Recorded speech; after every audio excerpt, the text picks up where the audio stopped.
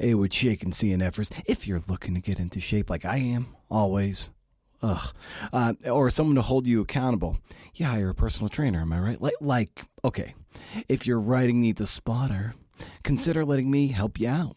If you're working on a book, an essay, a query, oh my God, a book proposal, geez, and you're ready to level up, consider dropping me a line, Brendan@BrendanOmara.com, hey, and we'll start a dialogue. I'd be honored to help you get where you want to go.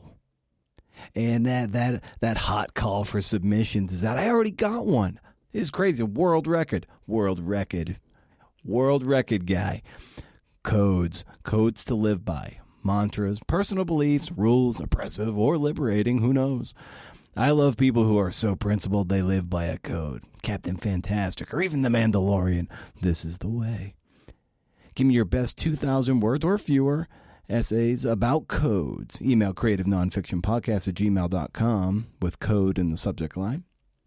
Simultaneous submissions are fine, but if you have your piece accepted by another publication or you're holding out for a more, quote, prestigious publication, let me know ASAP so I don't read and edit your piece, because I even give notes to rejected essays. What a guy. For it to be, if it's going to be taken elsewhere, it'll save me some time and a headache or two or three. I've been getting a lot of headaches lately. Right? The brainstem, right at the foramen magnum. Where are my biologists? You know where that is. Deadline's October 31st. This is the way. And we see the cabin and we see all these bizarre things, in the cabin that are just like, hair dye and stun gun and bunch of gloves and electronics. And it's just, super cluttered, like a hoarder's home. Spray paint, crime scene tape, a penis pump. There's all these things that you're like, what happened here?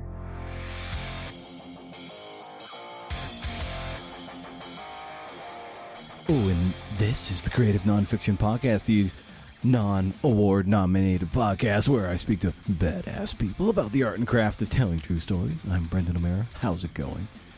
It's that Atavistian time of the month. Oh my goodness, and how thankful am I that they're dropping their April story on a Friday. Makes my life easier. It does. Oh, man. And do we have a doozy? We have Katia Savchuk. She is here. Her piece is part thriller, part true crime, psychological thriller. What's real, what isn't? It's called A Crime Beyond Belief. A Harvard-trained lawyer staged bizarre home invasions, psychoses, may have compelled him to do it, but in a case that became a public sensation, he wasn't the only one who lost touch with reality. Try not reading that. Got it? Spoilers ahead. We do talk about all the gritty details, so by all means, read this piece, and then come and sit around the table. Pull up what do I have here? Nomo, non-alcoholic hazy IPA from Crux Fermentation Project out of Bend, Oregon. It's all right. It's an okay one. Athletic, to me, still makes the best. Athletic Brewing. Free Wave, hazy IPA. Yeah, okay, but we're not talking about Katia's piece. Wild stuff. This thing is like 20,000 words long. Long form, more like short book form. Hi-oh! It's the kind of story that reads half that length. It's kind of like these intros. They're usually like 4 to 6 minutes, but they feel like 8 to 12. Am I right? I want to remind you to keep the conversation going on Elon Musk's Twitter @CNFPod or Zuck's Instagram @Creative Nonfiction Podcast. You can also support the podcast by becoming a paid member at patreon.com/CNFPod. As I say, the show is free, but it sure as hell ain't cheap. Members get transcripts, chances to ask questions of future guests, special pods. I also give away cool stuff. If my book proposal, perchance, lands a deal, yep, you guessed it, I'll be sharing my proposal so you can see what a winning proposal looks like. If it doesn't sell, pie to the face. Free ways to support the show. You can always leave a review or rating on Apple Podcasts or Spotify. Spotify does ratings. They don't do written things. Whatever. Best way to do it, Apple Podcasts. Written reviews for our little podcast that could go a long way towards validating it for the wayward CNFer. No new reviews to read, but if you do publish one and I see it, and I always check every morning, always checking, I'll be sure to read it right here, man, right in this spot. Be sure to head over to BrendanO'Mara.com for show notes and to sign up for my monthly up to 11 Rage Against the Algorithm CNF and monthly newsletter. Say that 3 times fast. First of the month, no spam. As far as I can tell, you can't beat it. Before we get to Katia, we're going to pull up a chair and talk to lead editor-in-chief Seyward Darby. So it's just a really complicated, twisty piece, and definitely one where structure was not a given from go. We riff on their incredible representation there being Atavists during the award season. Okay, I National Magazine Award. There's another piece from Annalise Jolly and Zahara Gomez that's up for a James Beard Award. I mean, lots of stuff. Madison Kroll, who had the Invisible Kid story. These are interviews you can hear in the CNF pod feed. In any case, nominated for big awards. Awesome stuff. But I think we can all agree that once you reach a certain point in your life, you realize awards are largely bullshit. But to even be on the playing field with the finalists, with the heavy hitters, is pretty much a win unto itself. There's so much subjectivity involved that if you get to the short list, IMO, you've already won. Sure, it feels nice to win things, but for instance, I won a gift card a few months ago to Prince Puckler's. It's an ice cream shop. Yeah, I know, it was a raffle. It's not like I won it or earned it. It was totally random, but I still won, damn it. And since I'm vegan, I had to give the card away, but I still won, damn it. No one can take that away from me. So National Magazine Awards, same thing. Don't bother hitting the skip button, I swear, because right now we're getting into it with Seyward Darby, okay? Okay?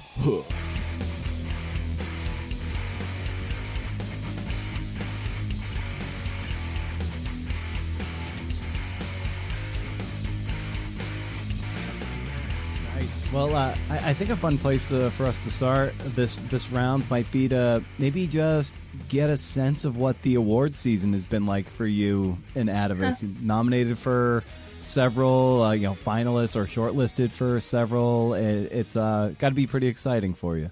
Yeah, we've had a really good year on the awards front. Let's see.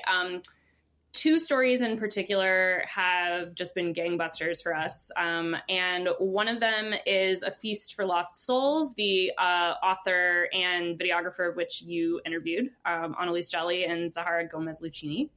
And their piece is about women who cook for the disappeared in Mexico. They search for their bodies, but they also cook meals for them to honor them. And let's see, it was a finalist for a National Magazine Award. It won an Overseas Press Club prize. It's a finalist for a DART Award for the coverage of trauma, and is also a finalist for a James Beard Award in food writing, which is really cool. Yeah. And then the other piece is Invisible Kid by Maddie Kroll. And I can't remember, did you interview Maddie? Had we started doing this by then? Okay, cool. Yeah. So, right. I remember now when we started. So Maddie's piece, and you interviewed Maddie, is about a young man named Adolfo Davis who was sentenced to life without parole at the age of 16 and was supposed to kind of be this test case not test case, but anyway, he was supposed to get out of prison earlier because of legal reforms than he actually ultimately did. And the day he got out was the day that we went into COVID lockdown, like as a nation.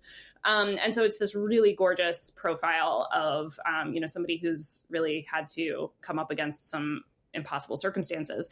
And that was also a finalist for a National Magazine Award, and is now a finalist for a Livingston Award. And this is actually Maddie's, I believe, 2nd year in a row being nominated for a Livingston. Last year, it was for a piece in Virginia Quarterly Review. So yeah, we're super excited about how this has all been going. And those 2 stories are just so deserving of all the attention they've been getting. Yeah, I'll never forget in Maddie's piece how when she described Adolfo getting out of prison and he was at a gas station, a convenience store, and he was just like blown away by, you know, just like the candy bars, and like he just like loaded up on Gatorade and stuff, like the most simple things, but you just got a sense of like, here he is with his newfound freedom, and he just like, it was just such a touching scene of like loading up on this junk food that he just missed for however many years. I mean, it was like 15 plus years or something. Right. Yeah, totally. And I think, you know, I'm such a big fan of profiles of people who don't usually get profile treatment, if that makes sense. You know, I feel like profiles are often, you know, people who are high profile, or, you know, have some crazy research, or I don't know, like he's just a really good example of someone who, if you spend time to really get to know him and his story, all these like incredibly, you know, human and relatable moments pop out. And I think that Maddie just did a lovely job of doing that, and, you know, really took the time to find those details. And it's a great narrative. You know, there is a lot of, you know, there's a propulsive quality to it, trying to, you know, figure out what's going to happen to this guy as he's fighting, you know, against this, in my opinion, incredibly unjust tradition in the United States of putting juveniles away for life without possibility of parole. And, you know, but he just really, I don't want to say pops, but he really just shines as a character, I think. Yeah, Maddie just did such a tremendous job. Well, the piece had such a ring of a This American Life thing, which is very much not not a billionaire, not these charismatic, you know, type A super successful visible people. It was very grounded in an American life, which it had that ring to it too. Yeah, I think that's a really, really spot on comparison. He very much has. In a lot of ways, you know, we think of, you know, what does it mean to have an American life? And for a lot of people, it can mean, you know, a lot of trauma and violence and injustice because of the way, you know, our systems are structured. But there was also a lot of, you know, beauty in his story of the people who, you know, supported him and gave him chances and, you know, loved him. And yeah, just, I don't know, just a really special story. And I'm really glad we were able to tell it. Nice. And with Katia's piece this month, and, you know, this one's let's see, a month ago we had one that was around 8,000 words. It was, you know, shorter for an Atavist story. And now this one was coming in at like 20K roughly. And so we're talking like a big jump in word count, which means really a big jump in what it means to tease out the tension and keep people reading for that long, because you're going to sit with it for a while. So, you know, in terms of this story, what really struck you about it when it came across your desk, and then we can start unpacking how you keep people reading for something that is a very meaty story.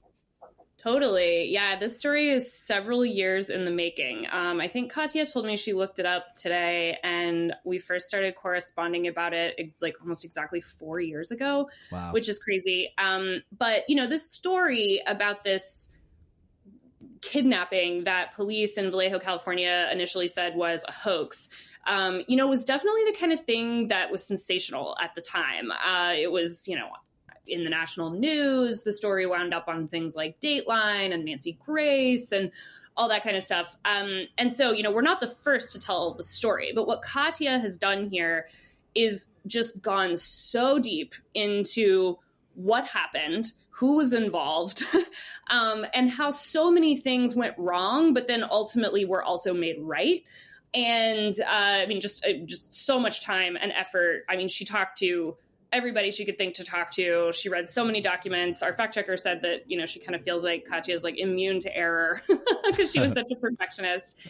And so, you know, there was a version of this story, I think, that kind of took the more sensational pieces of it and really front loaded that stuff.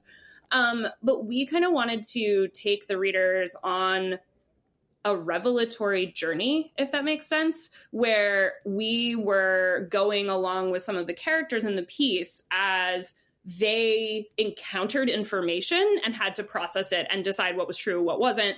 And so there's a little bit of like puzzle piecing that the piece itself shows happening. And so the reader is like partaking in that. And I think even if this is, you know, a case you've heard of, if you know, I don't know, read about it in People or, you know, caught the victims of the kidnapping. It was a home invasion and kidnapping on The View or something like that.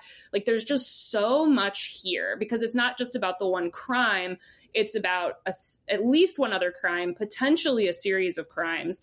And it's also just about the ways in which a range of people over several years didn't really have a great grasp on reality in one way or another. You know, they kind of believed what they wanted to believe or looked past things. Or, you know, in the case of the perpetrator of the home invasion, who Katia was able to talk to at length, he's behind bars, but was able to talk to him at length. You know, he was someone who struggles with, you know, really intense mental illness. And, you know, she talked to him about what that meant. And for him, what it means to lose a grasp on reality, to regain it, to lose it again. So it's just a really complicated, twisty piece. And definitely one where structure was not a given from go. You know, when Katia, who's just a great writer, like that was never, you know, a question. When she turned in the first draft, I spent a lot of time kind of staring at it and writing notes on Post-its and trying to think about, you know, how can we make this, because we knew it was going to be long. There was basically no question that it was going to be quite long. Yeah. And so how can we place things, organize them, order them in the story such that the reader never feels like, okay, I kind of feel like I have everything I came for. Why are there still 10,000 words left? You know? And so figuring out that structure where things didn't really feel front loaded, you know, was I think maybe the most important decision we had to make. And it was, I mean, honestly, I'm just a nerd about this stuff, but like, I think that stuff is really fun, trying to figure out, you know, how to not just organize things, but pace things. And I think pace was just really, really crucial here.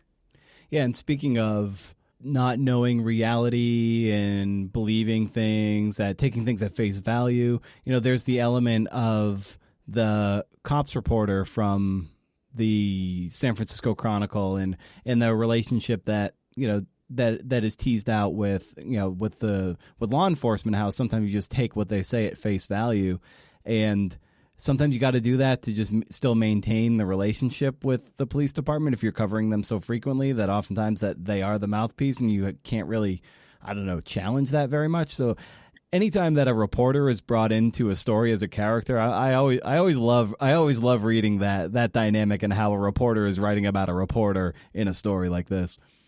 Yeah, and he Henry Lee, and he's such an interesting subject, and he also talked to Katia at length and had, you know, some, I think, you know, smart things to say about the ways in which, you know, I would never say that he was taken by the police, you know. Right, I think it was more, and I think he makes the point, you know, a lot of the events in the story for the most part went down in 2015. And he says, you know, we were kind of just at the beginning of a reckoning about, you know, law enforcement. Well, some people were just at the beginning of a reckoning about, you know, law enforcement in the country and, you know, how to approach them as reporters. And I think the other thing that's really important to remember here is that how often do you hear cops publicly say something like, we think this kidnapping was a hoax? And Lee points out, he's like, that's just an insane thing to claim and have it not be true. And so, and, you know, that's definitely like a tension in the piece of like, once you know everything, you're like, how could they ever say that it was a hoax? But if you're on the receiving end of that information and you hear, you know, the police calling something a hoax, and you're like, I've never heard the police say anything remotely like this about a case like this. You know, there is, I don't know if we would call it a biased assumption or a human assumption or something where, you know, you think, well, that has to be true, right? Like, why else would they claim something so outlandish, you know? And that's obviously, you know, a flaw, but it's an interesting one because I do think that there are moments in the story where, you know, as journalists, certainly, you know, you can take a step back and say, okay, well, yeah, I guess I get why that might happen. And especially when you're a beat reporter and, sorry, my dog just started. No, Maggie, that's not the time for a squeaky toy. Not the time. She just really wants to be on the podcast. I love it when dogs hop on the pod. It happens every now and again. It's always welcome. She just sometimes when I'm talking like this, she'll just go for her squeaky toys. And she's like, I'm here. Don't forget me. Anyway. Yeah. So, I think Lee is like a very interesting, and I think I should also say this, like he's a lens too into the way media covered this story more broadly, because the media just as like an institution was also really important. It wasn't just him. It wasn't just the San Francisco Chronicle. It was, again, like the Datelines and Nancy Grace's and other, organs of journalism. I guess could we call it Nancy Grace journalism? We could maybe put that aside. But media wise, seeing someone who, does seem like a very like well-intentioned, thoughtful guy, as the lens into some media coverage that was not so thoughtful about it. And it's always nice too to have, a journalist kind of speak frankly about, errors made or, bad assumptions followed. Not that he, as far as I know, not that he ever, like maligned or demeaned the subjects or the victims of the home invasion, but, certainly took a credulous approach to what the police were saying. Now, several years ago at this point, probably it was 2016-ish, I remember I had pitched a story to you for Atavist about this old cartoonist who subsequently is coming up close to 100 years old. He's still alive. Wow. He's equine cartoonist, and his son Remy, and how he's just had an extraordinary life, like lived through the Nazi occupation in France and everything. And I remember like you and Jonah were a little bit interested, but I remember you coming at me like this feels like there should be a big fish element to it, and you like brought that movie sensibility to it, which I thought was really intriguing. And I bring that up only to say that in this piece there was the Gone Girl element that was dropped into this piece, and it made me think like, oh, I wonder if Seyward brought the Gone Girl element to at least get that on Katia's radar, because there is that cinematic thing and just a tie into that movie and that book. I was wondering maybe you could speak to that and how sometimes you use those movies as a way to crack the code of a piece that's coming across your desk. Yeah, sure. I mean, that's a great question. In this case, no, absolutely not. I didn't have to bring up Gone Girl because the police were the ones who brought up Gone Girl. They were the ones who were like telling this woman's family before she had been returned by the kidnapper, we think this is being faked. You should go read or watch Gone Girl, which had just come out a couple of months prior, the David Fincher adaptation of the Flynn book. They were like, you can go understand what your daughter, sister, whatever, like might be doing in this case by reading this fiction. And then Nancy Grace called her like the real life Gone Girl or something along those lines. In that case, the story, kind of like the cinematic story, was almost part of the problem, right? Because people had in their heads this, wildly popular story, that's a very, it's novelistic and cinematic for a reason, right? Because it does seem pretty far-fetched, extreme, whatever. But people looked at the situation and for whatever reason decided, okay, we actually think the thing that's happening in real life sounds a whole lot like this thing in a book and a movie. And so we're going to start calling it that. And that obviously did like a tremendous disservice to, the couple at the heart of this entire story. And so it's funny because like, you're absolutely right. Oftentimes when I'm thinking through stories and thinking, okay, how could we kind of, make this more cinematic, and sometimes thinking of a comparison can be really helpful. Okay, what makes that version of cinematic storytelling work? And in the case of Big Fish, obviously this relationship between the father and the son. It's so funny. I actually don't even like Big Fish very much. But it is a, nice, very colorful depiction of like a father-son relationship. But yeah, no, this case was like totally different. The Gone Girl element was already there and was highly problematic. And so, I've been trying to think like what, as you were asking the question, I was like, okay, if not, obviously not Gone Girl, but, what movie would I kind of compare the story as Katia put it together? Like, how would I don't know. Like, what movie does it make me think of? This kind of like unraveling of an insane criminal situation. I'm going to have to think about that for a second. Maybe by the end of us talking, I'll have a good comparison. Yeah, like I know it doesn't run backwards, but in a sense, because it's a slow exposure, like a Polaroid coming into focus, it kind of makes me think of Memento. But, you know, in a sense like that, as things are starting to, things that are, the reality is questioned, and of course things are starting to come into focus, things are blurring. It has that element, though, not running chronologically backwards or anti-chronologically. Yeah, no, but I think describing it as like a Polaroid coming into focus is absolutely like right. That's definitely the vibe we were going for in working on the story from a structural standpoint. And, you know, kind of building tension and whatnot and doing some jump cuts and everything along those lines. You know, we definitely wanted it to feel like the reader would start to see things clearly at the same time some of the subjects in the story are starting to see things clearly. And then some of them never, I mean, like the main, you know, the guy who Matthew Mueller, who, you know, is now convicted of this crime, you know, he doesn't necessarily see it yet. Maybe he never will because of, you know, the mental illness that he's afflicted with. But then there are some other really interesting questions that she gets into at the end about how there are other people affected by the events of what happened in 2015 who still have questions about what did or didn't happen.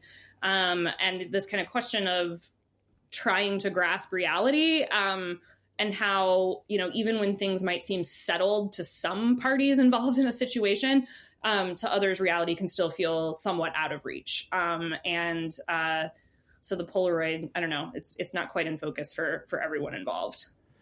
And something I've noticed over the course of several Atavist stories, and that this goes back to even at the very first time we collaborated with, you know, Scott Eden's piece, even with Bill Donahue, certainly Katia's, and several others.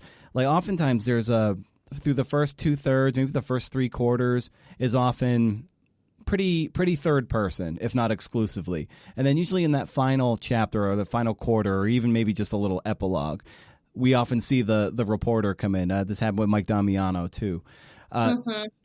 Is that what is it about that particular structuring of now we're going to introduce the reporter is going to kind of come into the story at this point? You know, what is it about that appeals to you?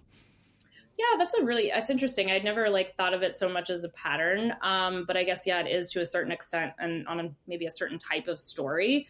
But I feel like, especially when you're talking about the types of stories we do that introduce a lot of these gigantic questions, right? Yeah. And kind of when you get to the end of something like that, and there's a bit of a, what does it all mean? You know? And I think sometimes the reporter can be such a helpful prism for starting to tie some of those things together. And I'd like to think by, the time you do get to, the last passage of a piece, our writers have really earned the trust of readers, so that when they do become the prism for, kind of thinking about the story in its totality, that the reader almost feels like, oh, good. They're okay. Now they're here. Now they're talking to me, Yeah. And it definitely doesn't work in every story. And I wouldn't ever want to put it in every story, but I do feel like there are, I don't know, a not insignificant number of our stories where I kind of want to know what the reporter, thinks, or I kind of want to see the reporter vis-a-vis some of these people. I mean, in this case, Katia talked to Matthew Mueller over the course of 4 years, and I do kind of want to see her talking with him at that point, So I definitely don't think it's a conscious decision where we sit down and say, is this the kind of piece where at the end, we're going to go, somewhat into first person? And certainly there are stories where there's some first person throughout, and there are other stories where some first person comes in, much earlier in a piece or something like that. But yeah, some of these kind of pieces that feel like they have some lingering threads, some loose ends, sometimes having the writer more just frontally there to navigate that, I feel like can be, a good way to wrap things up. Yeah. I kind of liken it to is in a kind of in a whodunit or anything. And at the very end, it's Hercule Poirot is going to come in. He's going to kind of sum everything up. He's going to answer some questions. And it's just kind of swooping in. And it's okay, it's relieving some of the pressure. it's bringing some new light. It almost it grounds it in a way that I feel like I'm like.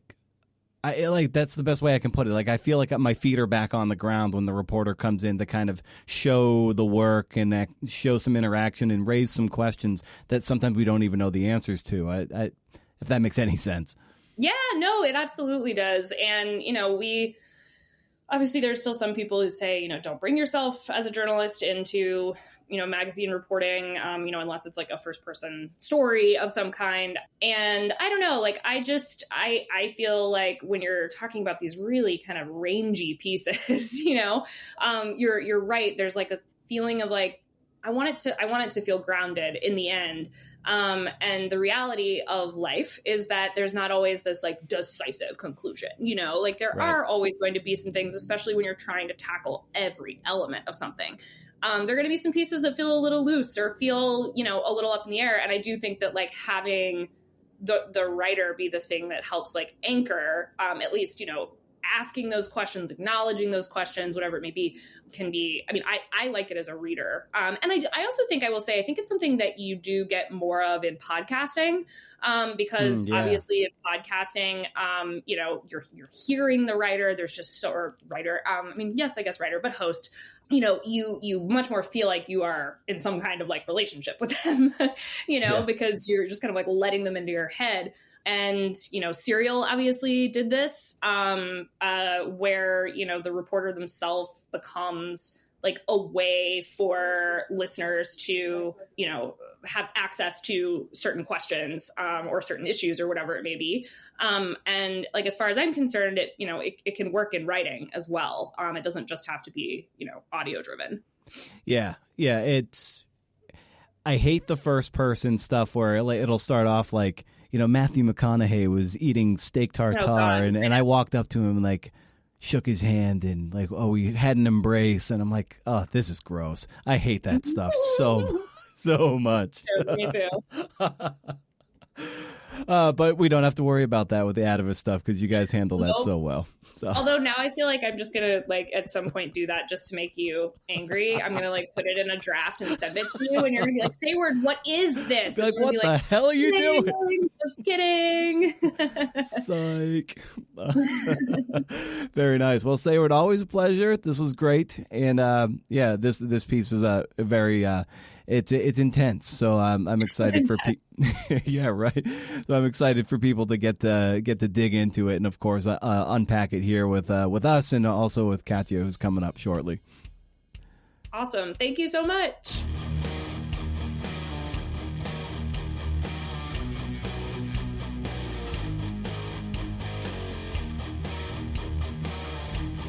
Now batting, Katia Savchuk.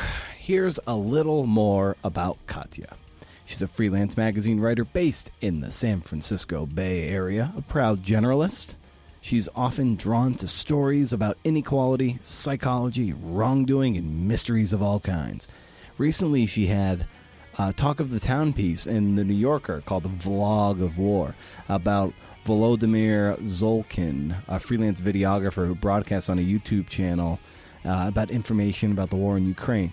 Katia was born in Ukraine and sent out recently beginning of the war, so several weeks ago at this point, a tweet that went viral that helped get her 94-year-old grandmother, a Holocaust survivor, and her father, Katia's father, out of Kyiv and out of Ukraine. I'll link up to the story. It is bonkers.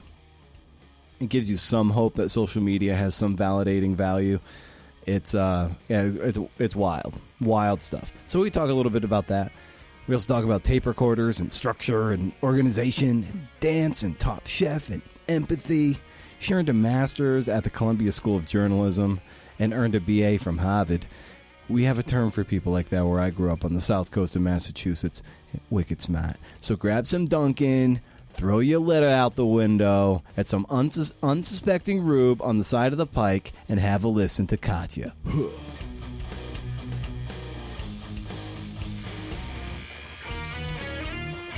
A forgetting to hit record.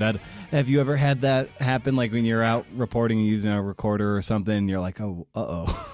Yes. We've been talking for like 5 minutes. I forgot about this. Definitely. I try to just have my iPhone as a backup now, just in case, because it's happened too many times. And also on the phone, I use like this Olympus in-ear recorder, and you have to make sure to plug it into the right jack on the recorder. And if you put it into the ear jack instead of the mic jack, then all you have is like a great recording of you typing and like the faintest murmur of something else that you like try to hear, but you can't. So yeah, don't recommend that. Yeah. I've heard of this Olympus thing. Describe this a little more. Yeah. Are we getting to the recommendation early? No. Is that what you're going to recommend? No, but it's a good recommendation. A friend who's a reporter recommended it to me. I don't know, the model or anything, but it's just a little earbud, like from headphones, but it's just one, and you plug it in, you put it into your ear, then you put over ear headphones on over that. You plug the little earbud into a recorder, and you just press record. And I don't really understand how the technology works, but somehow it, records what you hear on the phone. And I've just heard a lot of horror stories about tape a call and stuff like that. So it's never failed me. Oh, that's cool. That's good to know. Yeah. Speaking of, voice recorders and using those, like, I'm actually working on an essay about like the pros and cons of voice recorders and tape recorders and everything. Cause there's a lot of old school reporters, like going like real old school, like with my hero of mine, John McPhee, who never uses them at all. He thinks even though they capture everything, they're not selective. So they're getting everything. And he trusts that when he's taking notes, he's getting the best stuff. And of course, it's just what you're capturing. But at the same time, it's I argue sometimes that your penmanship can fail you, by not capturing everything, you're not getting the exact thing down 100%. It's such a conundrum, because I'm very romantically tied to the idea of like just pencil and notebook, but at the same time, the recorder, it does afford you the luxury of being able to, okay, I know this thing is going to capture everything, but then there's a technology thing. The batteries could die. The thing could just break. So I don't know. How do you feel about it? Yeah, I don't think I could operate like that, because I'd be too focused on, what am I missing? Get that down. Remember that. I'd like to know that there's a machine going in the background. Sometimes you don't know it's going to be important until later. Also, I feel like you interview other people, you learn other things, and you kind of connect dots that you wouldn't have otherwise. So I feel I always record and take notes. I'm taking notes on usually, the ambient details, what someone's expression looks like, what's on the wall, those kinds of things. And I trust the machine to be getting down the exact quotes. I feel like if I were just trying to get down what someone was saying, then I wouldn't be able to also, I'm sort of looking at them and nodding, but I'm also taking note of, I don't know, the little knickknacks they have around the house, or just telling details like that at the same time. Oh, for sure. I'll never forget, a long time ago, and I was using a recorder and just talking to a horse trainer, and just in the background, it was like you could hear blue jays, chirping and calling. And that ended up just being a little detail that I was able to kind of fold in to that particular chapter I was writing. And it just added that extra layer of flavor that I wouldn't have been able to get if I was just scribbling like crazy, trying to keep up with what Nick was saying, and then worrying about that. But that recording it, like, I didn't know there was a blue jay there, but you heard it in the background. They're like, oh, that's cool. There's another detail. Like, this thing was kind of like just a trolling net. It was getting everything for me so I could focus a little more on the conversation at hand. Because I think recorders help me listen more. I know some people check out, but they actually help me listen more. Yeah, I agree. And I mean, there's obviously so much to be said for interviewing in person and just, the trust that's built, the things you notice. But I also, there is something I enjoy about doing interviews over the phone, because I usually try to type in real time. So, first of all, that kind of saves you time. I also, I use something called PairNote. I don't know if you've ever heard of it, but it's a pretty cool tool that basically I do, the recording that I mentioned where I have an earbud or an in-ear Olympus earbud recorder. recording, onto a tape recorder. Then I'm also typing at the same time in this tool called PairNote. Then once I'm done recording, I can import the audio and I link them. So then you can press play in PairNote and you hear that part of the tape. So that really helped with fact checking the story. It's, similar to like Otter or Temi, but with those you usually input, my understanding is you input the recording and then it kind of does the auto transcription for you. But, it still leaves a lot to be desired, I think, to get to the, what you would do if you were typing yourself. But with PairNote, you're transcribing, you upload the audio, you click in the text, and you hear that tape. So I love that tool. Another thing, too, I thought would be kind of fun to ask you about is, so recently, I know Top Shelf has been on for like 18, 19 seasons, but my wife and I just discovered it on Peacock. And so we live in Oregon, so the latest season that's on there is Portland. So it's been kind of cool just to see Oregon represented. And two of the judges at one point, they, one of them said, your plate has to have like authorship, and another one's like you have to like edit your plate. And I was just like, oh, this is cool, like how cooking and writing are kind of coming together here, and how you have to have that voice and authorship, and how you have to think about what to leave in and what to leave out. And so I always look to cooks as a really inspiring way to improve my writing.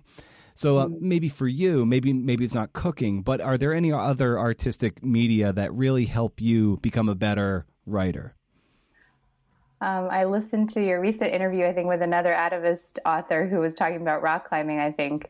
And that would be Niall Capello of episode 275 fame. Okay, back to Katia. I haven't thought about it too much. I mean, I do love dancing, very much as a hobby and not in any way professionally, but it's something I've been doing for a long time, just for fun. And I do think, there are lots of elements, especially people who take it really seriously. It's, it's practicing, it's just getting better over time and trusting that, kind of like the Ira Glass quote, like, you won't, if you have good taste, you won't be, meeting your own standards early on. And you really just have to plow through that and get to the point where you get a little bit closer and a little bit closer. But what I've been thinking about lately is actually the sense of play that I get from dancing. Like I approach it from just a total place of this is just for fun, just to unwind. And I don't have anything wrapped up in it around, I want to be the best. I want to I want this dance to be perfect. There's nothing like that. So I've been trying to, I've been getting better about it, but I've been trying to see like, what are ways that I can bring some more of that sense of play, into work that you definitely start out with and have as a student, but sometimes can get, lost along the way. Cause a lot of the work is really serious and important. And depending on the story, people's lives, you're writing about real people, and a lot of the stories I've tended to do have been on pretty serious topics. But just that sense of play, whether it's, at the sentence level or free writing or just playing, feeling a sense of play when you're coming up with ideas. That's something I'm working on. I'm working on playing. Oh, for sure. That is such an important point to underscore. I'm so glad you brought that up, because when we were kids, or even in middle school, maybe even in high school too, when you were told to write a story, and if you kind of gravitated towards that element of class, you just wanted to like have fun with it and write the thing, and you didn't care if it stuck or won an award or all these things that we attach our prestige and status to, and you just did it because it was a fun creative outlet. And I think it's so great to hear you say that, because we oftentimes get so earnest with our writing, with our work, that it's great to remember that this is something we get to do. And yeah, there are certain subject matters where you have to kind of put the play hat aside because it is serious, but at the same time, there are ways where you can be like, okay, this is an art, and we can be unbridled and maybe just try to have some fun with it, because we just attach like too much doom and gloom to it, the tortured writer. So it's great to hear you talk about play. I love that. And I was one of those people who, started in middle school on the middle school newspaper, paw prints, and all through high school. So definitely sort of just, try to tap in as much as I can to that spirit.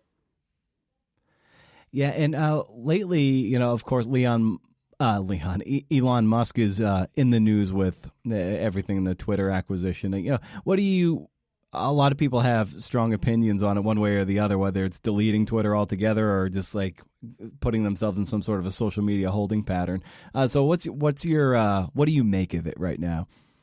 I don't think I'm the best person to talk about that right now. I've been so deep in the story. We just closed it yesterday that I've been reading about it, but I'm not like a big Twitter person anyway. I'm on Twitter, and I like the I feel like it's a place where journalists hang out. So I like going there and seeing what people I admire are thinking, what opportunities there are.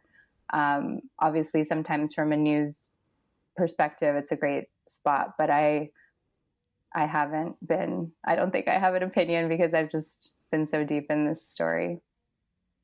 Oh yeah, well that makes sense, and we'll certainly get to that in just a moment. But the Musk thing was a bit of a segue for me because Seyward shared this with me. It's like you put out a tweet on Twitter that got your father and your grandmother out of Ukraine. It made me think of like how toxic Twitter is and how it sucks. But if you weren't on there and you were able to put out this call that got your grandmother and father out of the central Ukraine, so it's I don't know. There's the utility right there and its value. Yeah, that was definitely something I did not expect to happen. That soon after the war in Ukraine started, and I was born in Kiev, and I immigrated as a refugee technically when I was 4. I just sort of fell into doom scrolling for a while and was in touch with my dad, who lives in Kiev, with my grandmother, who's 94 and a Holocaust survivor. And it seemed like they weren't even interested in leaving just because it was completely not feasible. She couldn't wait. She couldn't travel on a train for like 12 hours. She couldn't stay in traffic for days as people were doing. She was not very mobile. So they just were stuck, and there were airstrikes going on, and it was just very scary. And I, asked my dad, like, what can I do to help? Is there anything I can do?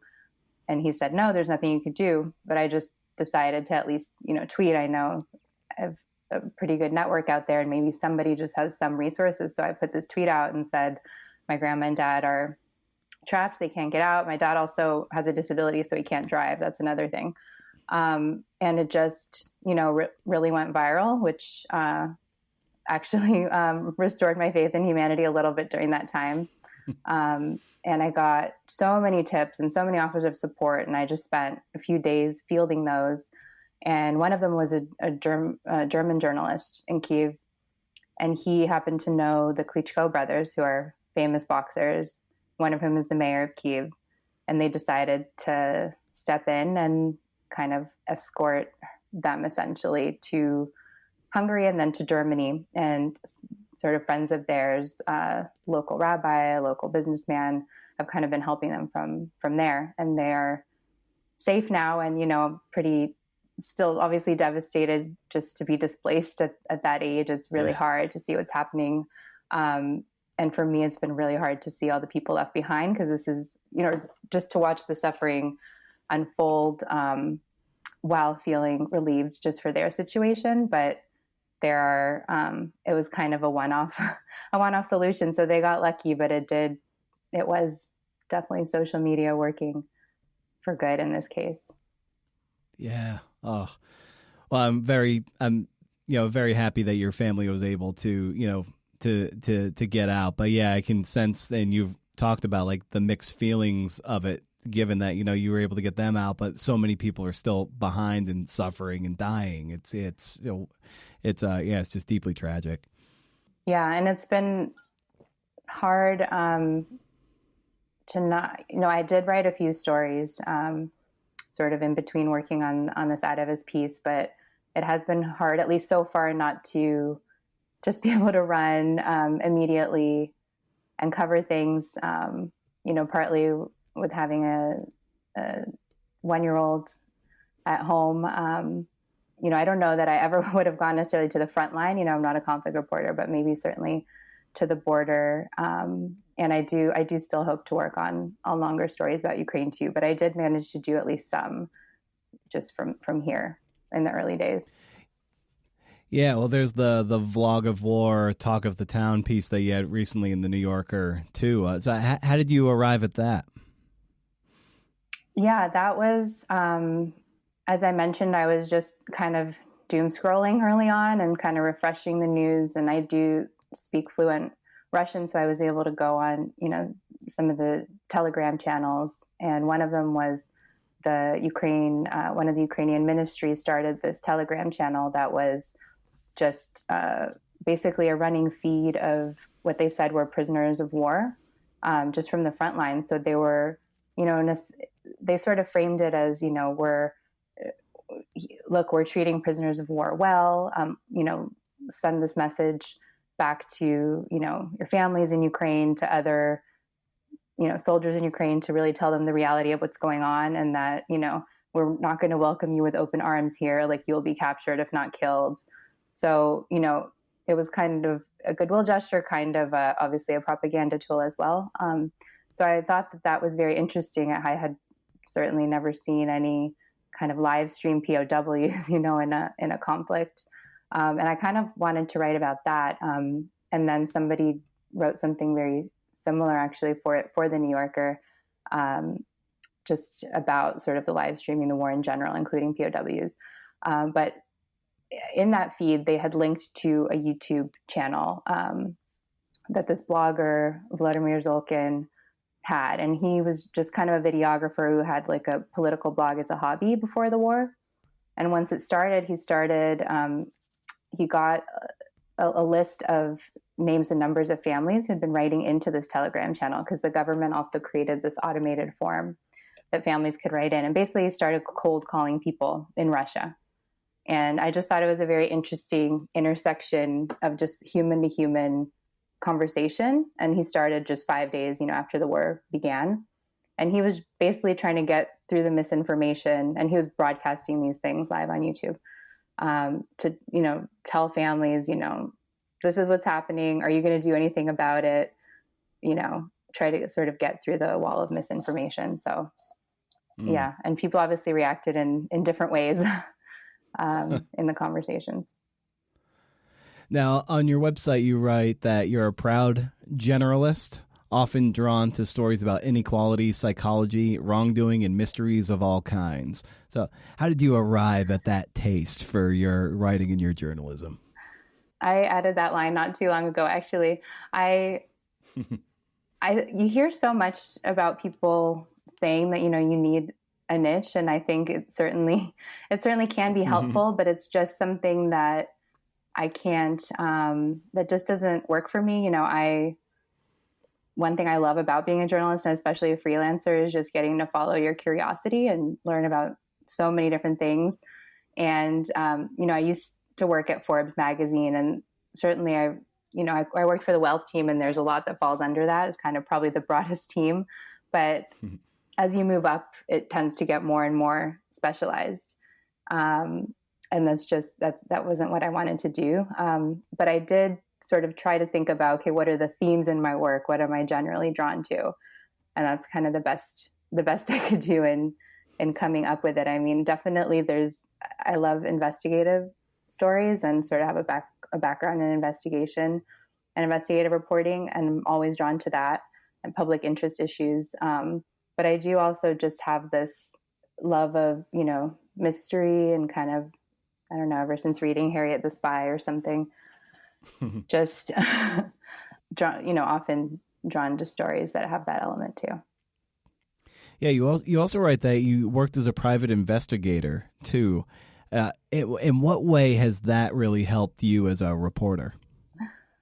That is, it was probably a lot less exciting than it sounds, in that I was not tailing people on the street necessarily, looking for, cheating husbands or anything. It was a firm called the James Mintz Group, which is it was in a private investigative firm, and a lot of what they did was background checks and investigations that are part of lawsuits. And they did do exciting work. A lot of it had to do with just this wealth of, databases and kind of knowing how to use those to find information.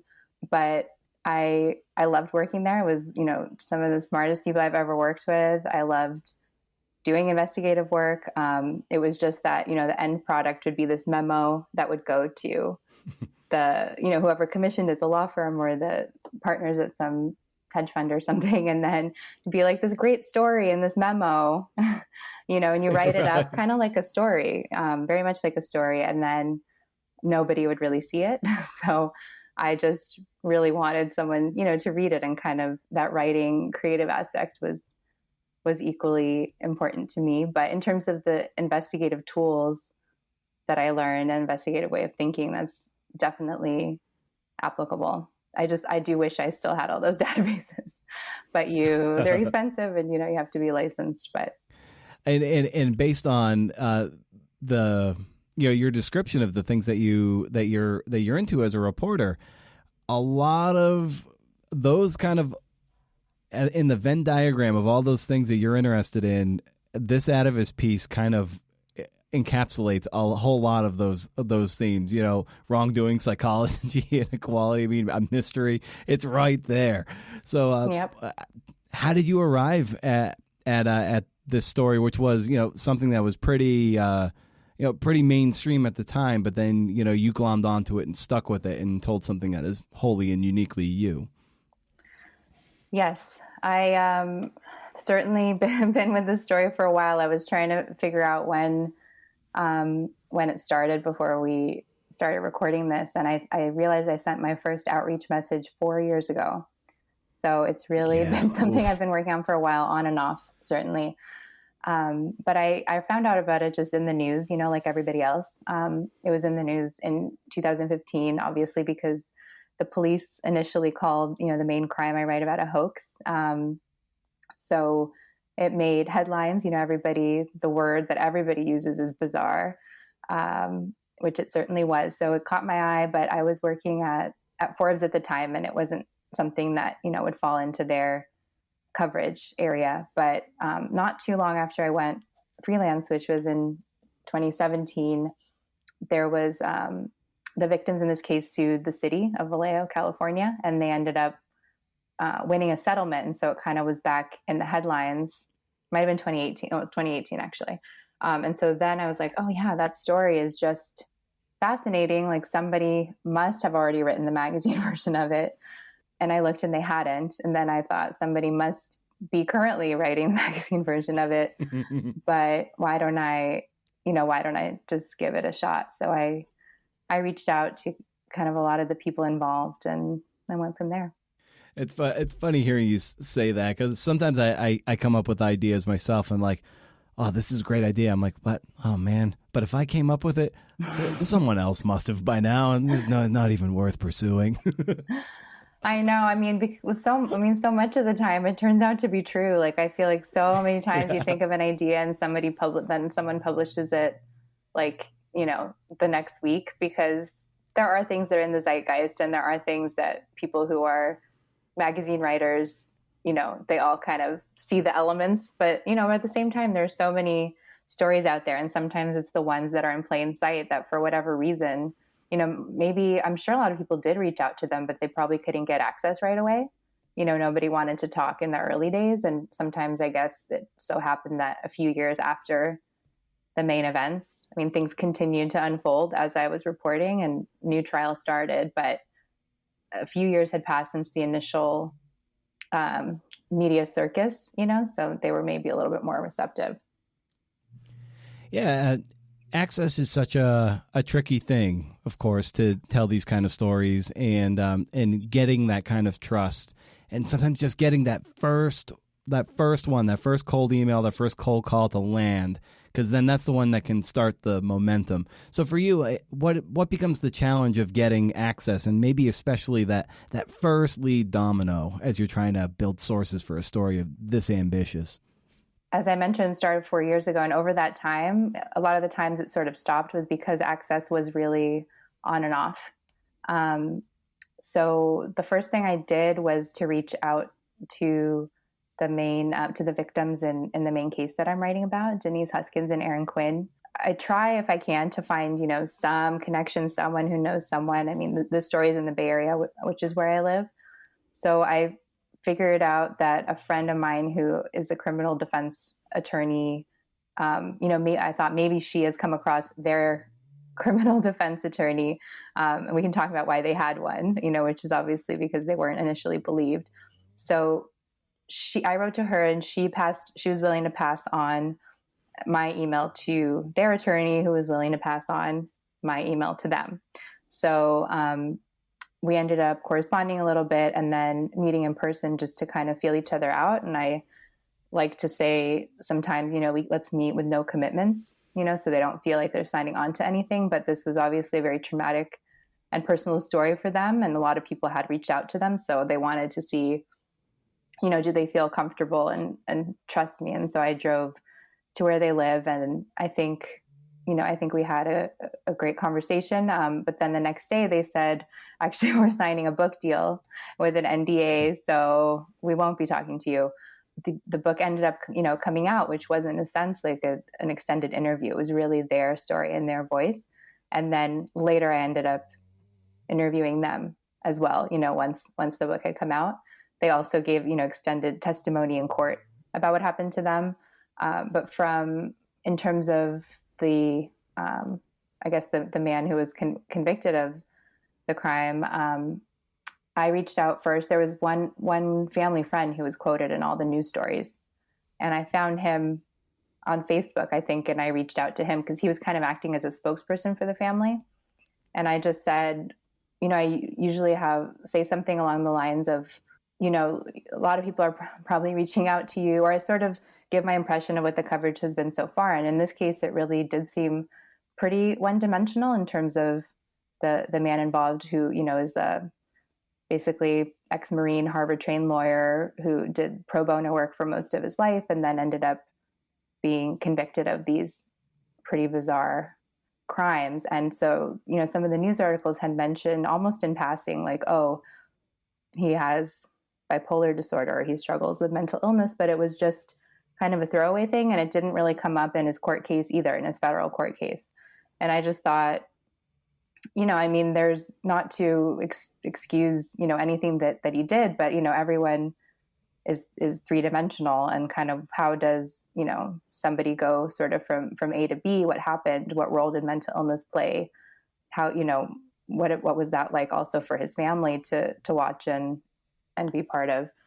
So I reached out to them and told them that, my intention was really to go deeper than any of the headlines had done, and not to do anything sensational, but really try to understand his life as a whole, and just write a more nuanced, thorough piece, and that I was willing to put in the time to do it and find a publication that would edit it, with that perspective as well. How did you develop that degree of empathy to bring that to your reporting so you can get to that nuance and beyond the headlines? Well, I don't know if you develop empathy. I think to be a magazine writer, you have to have empathy, I think, because you're spending so much time. I guess you could just write gotcha kinds of stories, but you spend a lot of time trying to get inside a person's mind in a way. And in order to even want to spend that time, it's either you have empathy for, if it's a case of wrongdoing, then you have empathy for the people that are the victims of whatever it is. But usually there are just no 100% clear victims and villains. Often villains, in this case, again, not to excuse what he did. And his name is Matthew Mueller himself said, if I'm dangerous, I should be behind bars.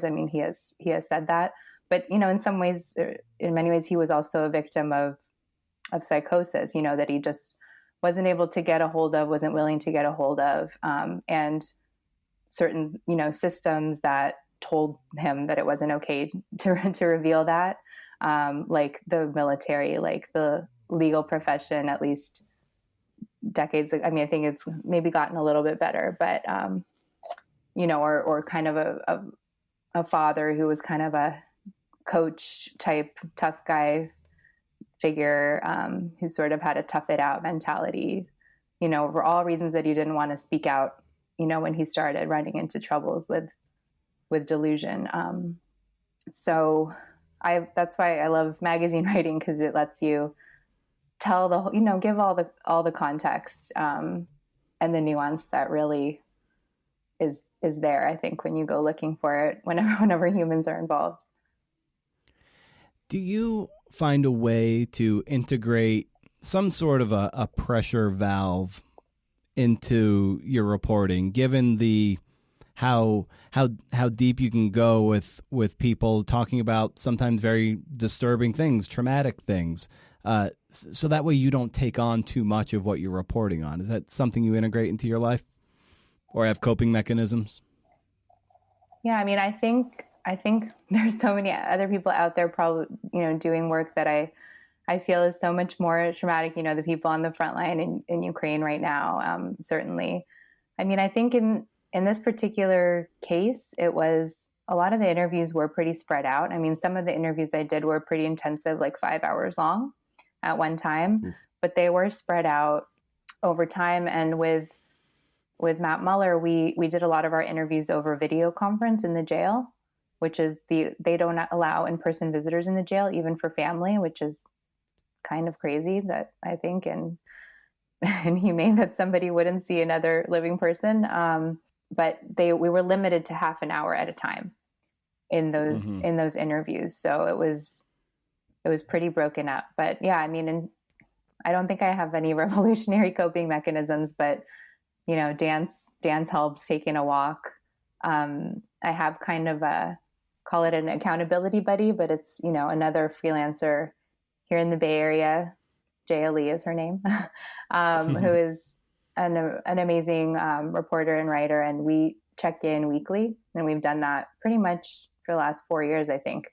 And I think that really helps. It's like kind of having a colleague that's a sort of home base that you can run things by, wins, challenges, and kind of, just bounce anything off of. Yeah. Given how big the story is, it's practically 20,000 words. It's a lot to get as a writer, it's a lot to get your head around. So for you, when you were doing all your reporting, how did you go about, organizing your material so you had access to the things that you wanted to draw from? I'm a fan of Scrivener, so I definitely don't think I could write a long piece without Scrivener at this point. So what I usually do is I did in this case, is just try to put everything in there. So I've tried to map it out, here what the sections are going to be. And I created a folder there for each section. And I tried to put everything in that folder that I had, photos, interview transcripts, court records. And then, in Scrivener, you can do a split screen. So I would then have that folder open and whatever document I was looking at in the bottom, and I would have the, window in which that I was typing in the top. So that's usually how I organize things. Yeah, that's I think that's helpful too. I'm naturally a disorganized person, and I'd like to think I'm not alone at that in that. But I'm always curious how people, whether, even if you're like newspapers.com, you're getting all these PDFs of stuff, and it's just like, okay, how do you organize all this stuff? And I've got things for a big project, so I've got it by year, folders. So at least it's organized like that, but I'm sure like within that year, it's going to have to be further subdivided. So I'm always curious how people, do that, because it can get unwieldy and out of hand. And then you have like this Gmail account or this Google account has some things saved here, but then this one over here has got some other things. It's like, oh my God, like you got to wrangle it in somehow. Yeah, definitely. I mean, it's all a perennial challenge because, when we went through fact checking, I mean, I think I to an extent I was organized, but at the same time, when it comes to like, I'm always like, I'm going to write down the page number as I'm writing, which page of which court record I got this fact, so that when fact checking comes along, I just know exactly where it is, but I just have still never managed to do that, because when you're writing, you don't want to note down the exact page number always. So, oh, for sure. And you're like, I'll remember to do it back. Yeah. Like, oh, yeah, I'll make a little note. I'll put a pin in that. And then you never do. And Yeah. It's like, oh, shit. Yeah. But I will say another thing that was really helpful, especially in this story, was having a timeline. So Okay, just kind of a timeline that is in a spreadsheet format. So where you have, the years and the months, and then I had different columns for the different characters or the different sort of threads that I was following. So there's one, for Matt's world, Matt Muller's world, the world of Denise and Aaron, or the world of the crime, and on the investigation, and kind of just putting the key events there really helps, because sometimes you draw connections that way of like, oh, this was actually just happened the same month as this happened, or, so it helps with transitions, with structuring things, and just seeing the patterns that might not be apparent without that.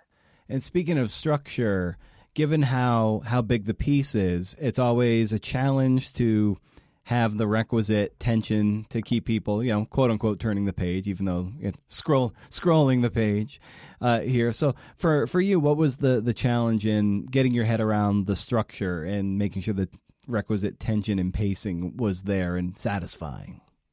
I give a lot of credit to Seyward for that, and working on the structure with me. I mean, I think initially it seemed like the structure I started with was going to work. It seemed to make sense to start with the main crime in question, which is basically this bizarre kidnapping that happened on Mare Island in Vallejo in 2015 with, there were wetsuits, lasers, pre-recorded messages, NyQuil, blood pressure cuffs. I mean, there's a lot of bizarre details, which you could read about in the story, but it just seemed to make sense there because it's so gripping. It's kind of what the story is about, at its core in a way.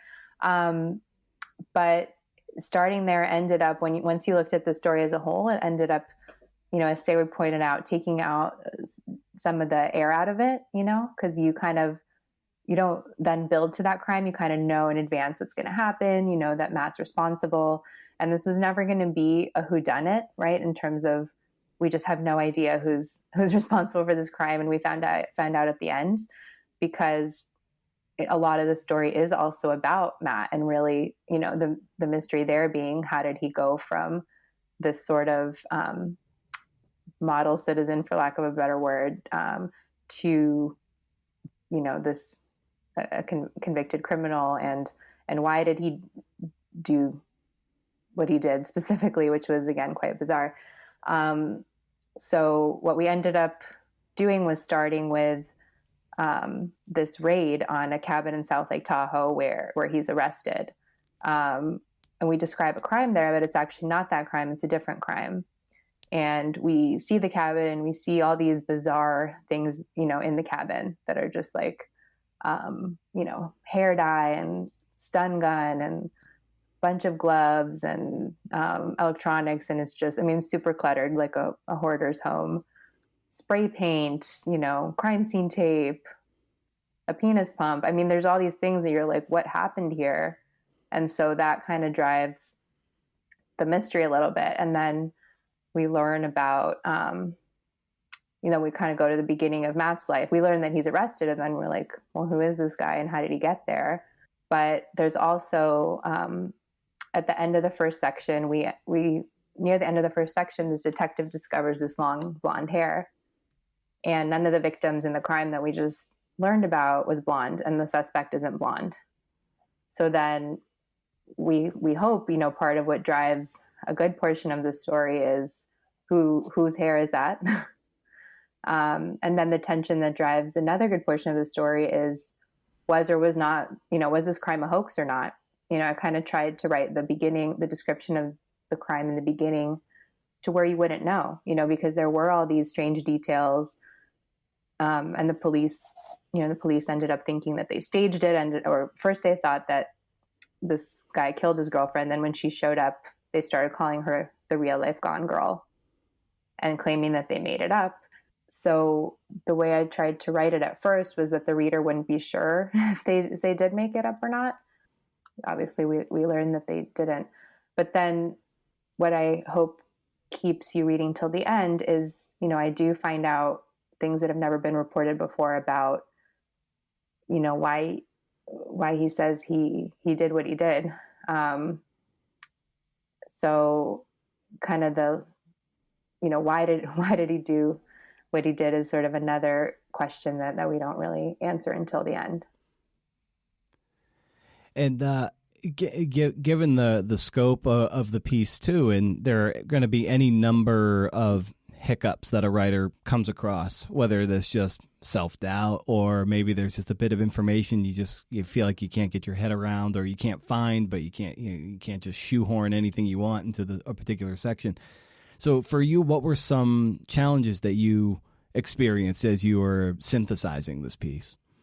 There were quite a few challenges along the way. I mean, one of them was Matt's mental state. As I mentioned, delusion played a big part in his life and in what ended up happening. And he, in the course of interviewing him, which, we first got in touch in 2018, he was in a federal prison and then he got moved to a jail here in Solano County. And his mental health kind of fluctuated, during that period. So trying to figure out when is it, is he not kind of in a state of mind where, can I trust what he's saying? Does he trust me? And he kept pulling out because paranoia got the better of him. And he told me just last month, which I didn't know before, that he thought I was a CIA agent.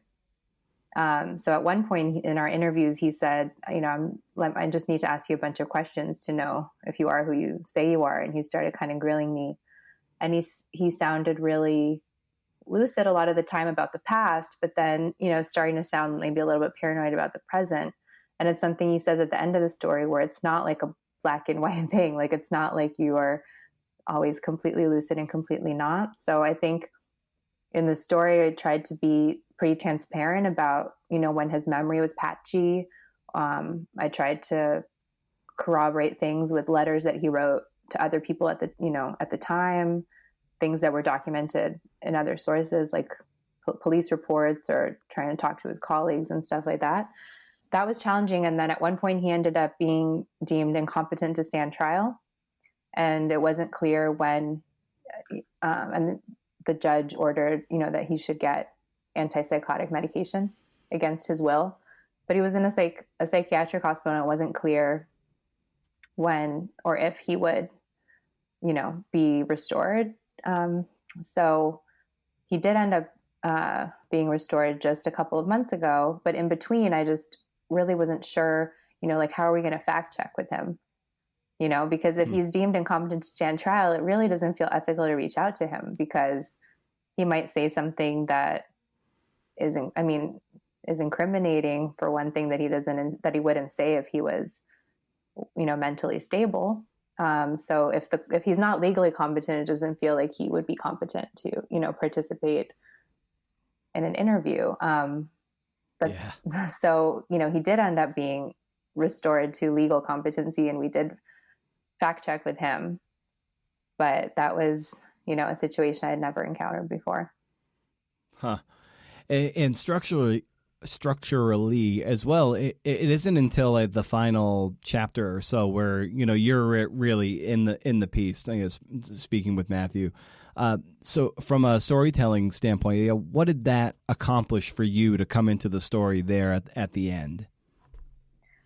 It's really only a couple of lines, I think, that I am there, which was basically just saying that I talked to him and he thought I was a CIA agent. I thought, I did talk with Seyward about whether or not I would appear in the story more, because he wrote me some letters early on. And again, I told you he started doubting me and grilling me and asking me questions. And I just thought, I interviewed him many, many times. I mean, I haven't counted, but maybe 10 times or more. And so I thought, would the reader want to know what my impressions are of him? But in the end, there was just nothing really that would have come out of that didn't already come out in another way, through his interview with Henry Lee, where I could sort of describe how he was.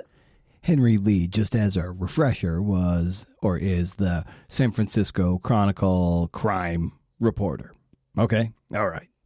And yeah, so the value I think of adding that at the end is just, maybe again, to be transparent, to show maybe his state of mind during parts of these interviews, to show, I guess, the extent of his struggles with mental health. And then also, I think to give a little bit of a timestamp, like it's just happened a month before the story is published and right after he was sentenced, all his cases are closed. And he's kind of a moment where he's giving me a lot of, not all the answers, but a lot of answers to things a lot of people have been wondering. So it kind of puts that, but he's still in the psychiatric hospital. So it kind of puts all that in context just to have me appear briefly. Yeah, well, the piece is like, it's intense. Like, this thing's intense. Yeah. Yeah, like it reads that way, and I imagine just coming across the materials like, holy shit, like this is, this is intense. Yeah, I keep wondering, like, it's like 19,000 words. Is that like a third of a book or something? Like, did you make it all the way through?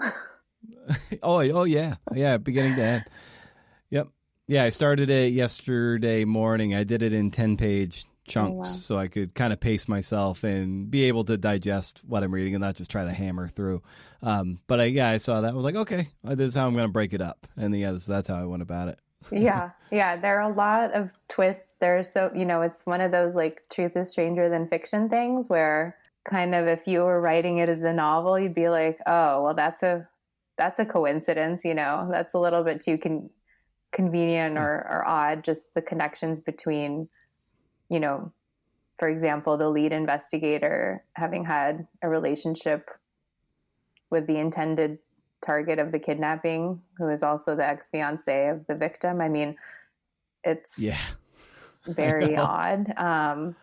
So if you're writing a novel, you'd be like, this is lazy. Yeah. But like yeah. So there's just a lot of things that feel like a movie, which is just this theme that kept coming up over and over and over in the story about people thinking that life is like the movies and then realizing that it's not. Oh yeah. What a trip it was. Well, Katia, as I like to do at the end of these conversations, typically is ask the guest for a recommendation of some kind, and that can be anything from something professional to a brand of coffee or a pair of socks you're really excited about, fanny packs, who knows. So I'd extend that to you. What would you recommend for the listeners out there?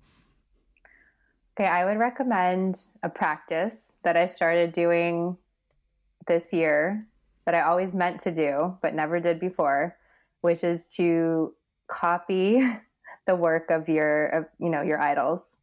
It's something like you always hear about, like Joan Didion did that, artists sort of go to the, artists in training go to the museum and copy the works of the greats. So it's something that I always thought was intriguing, but I actually tried it this year.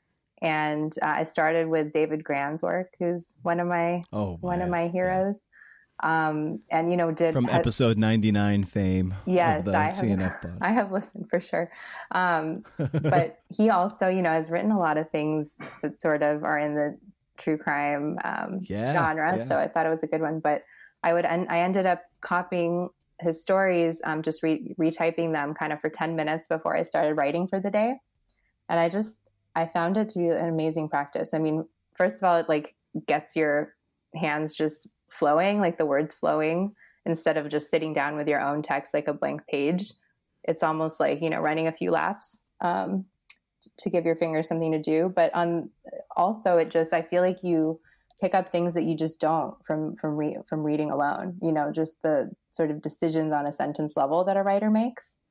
I found it to be really inspiring and educational and also kind of fun. So I highly recommend that.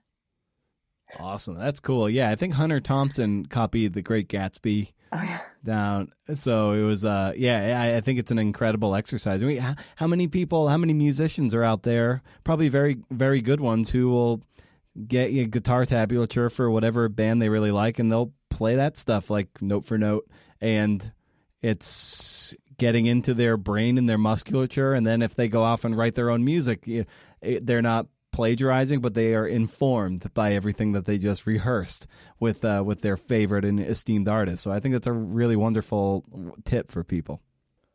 If I had a number 2, it would be Please. One of those. I also recently got one of those like cushions that's kind of like the top of a chair. You know what I mean? It's like something you'd buy for your college dorm room that kind of cushions your back and your arms if you're sitting on a couch or in a bed. And I did not have one of these in college, but I feel like I wish I got one earlier.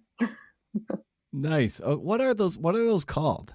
I've heard them called husbands. Are they husbands? No. Oh, wow. I've never heard. That's evocative. No, I've never heard of that. But I don't have a good word for it. Okay, yeah. So being the intrepid reporter that I am, I did a internet search. And yes, those pillows are actually called husband pillows. It's weird. I mean, okay. All right. But I think everyone can picture it. I know exactly what you're talking about, too. Nice. Very nice. Well, Katia, this was awesome to get to talk to you. That piece you wrote for The Atavist is incredible, and it's a lot of fun to read, and I know people are going to love digging into it and hearing you talk all about it. So thanks so much for the time and coming on the show. This was a trip, and I appreciate the time. Thanks so much, Brendan. I'm a fan of the show.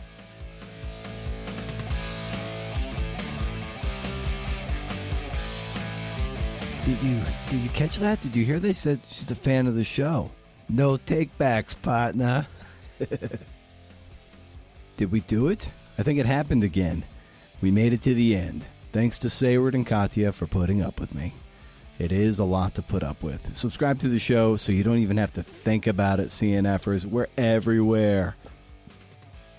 And if you have a moment, leave a kind review on Apple Podcasts or a rating on Spotify. They go a long, long way. I have no name recognition. You know this. So if there are a lot of reviews and there are some CNF and writers out there doing their memoir, journalism, or doc film, and they want to get some inspiration from what we're doing here, seeing all those reviews and ratings and be like, whoa, I don't know who that guy is, but that show must be good. Okay. My book proposal, round 2, V2, is back out with the agent. I think I stuck the landing. Or at least, I landed and then maybe tripped a little bit, but I think it's okay. Decent sample chapter, well, an extra sample chapter, one that is a little more intimate. I did some internet sleuthing and found my main guy's classmates from back in the day, and I've dug up some stuff I've never heard or read about. Like, that's the juice. That's what it's going to take, finding these cats out there. And the thing is, it just takes one. I landed that first one out of the blue, and she's the linchpin. She didn't balk at my request. She heard me out. She was like, and then she was like, how did you find my email? And I'm like, well, it was on your high school reunion website page. And that's the thing with people of a certain age. They're not very privy to internet security, so you can find some stuff. But she spoke to me and gave me other names, and they spoke to me, and they've given me other names. And suddenly, you're not some weirdo. You're the guy who has some capital and some trust with these people who knew each other, all grew up to each other. So they're like, oh, you spoke to so-and-so. Okay, let me see if I can help you. But without so-and-so, you're pretty fucked. So give it up to the so-and-sos you find that make your work possible. And stay wild, CNFers. And remember, if you can't do, interview. See ya.